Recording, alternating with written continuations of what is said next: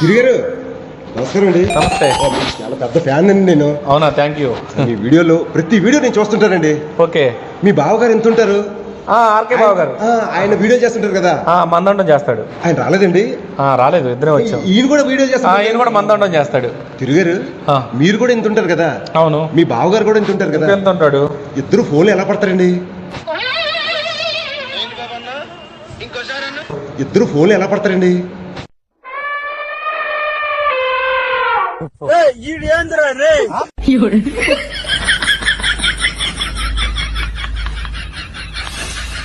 అందరికీ నమస్కారం అండి. మీరు ఆర్థిక ఇబ్బందులతో సతమతం అవుతున్నారా? మీరు అనుకున్నవి కోరుకున్నవి జరగట్లేదా? లేక మీరింట్లో ఎంత సంపాదించినా జరుగుబాటు కావట్లేదా? మీరు ఎవరిని సంప్రదించాలంటే ఒక గురువు గారు ఉన్నారు.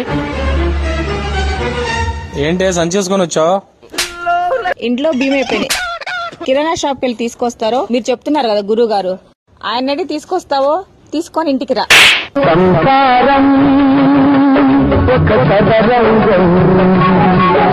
డబ్బులు ఎవరికి ఊరికే రావు.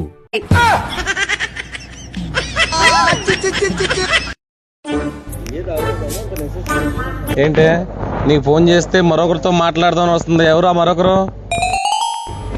వెళ్ళి జియో కంపెనీ నోడుకోపో.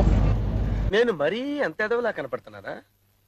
ఓ మాదిరిగా కూడా కనపడలేదా? జియో కంపెనీ వాడిని అడగాల?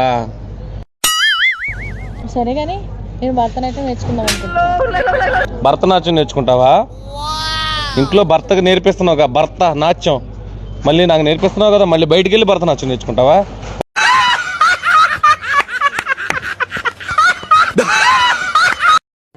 ఏంటండి మీరు అలా మాట్లాడుతారు? నేను అందంగా లేనా?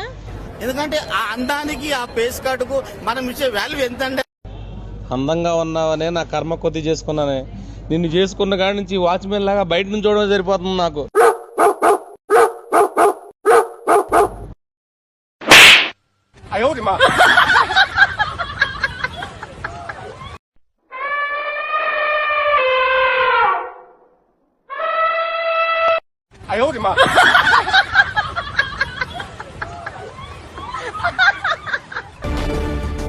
ఏనుగులు పంటలను నాశనం చేస్తున్నాయని అటవీశాఖ అధికారులకు చెప్పినప్పటికీ అసలు పట్టించుకోలేదని వారు చెప్తున్నారు.